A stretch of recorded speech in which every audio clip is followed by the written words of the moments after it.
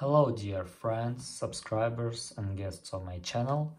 In this video I want to show and tell you how to check if Instagram is connected to Facebook. Please put your like, subscribe to my channel and share this video with your friends. Let's get started. So first we need to go to Instagram.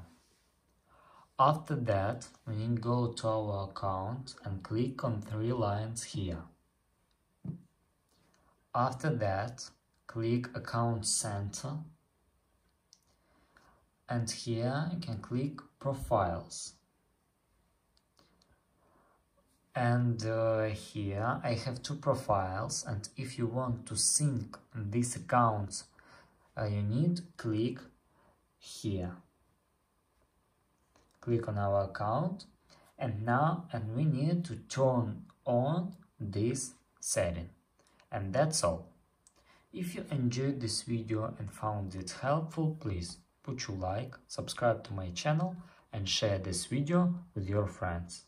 Bye bye everyone, see you later.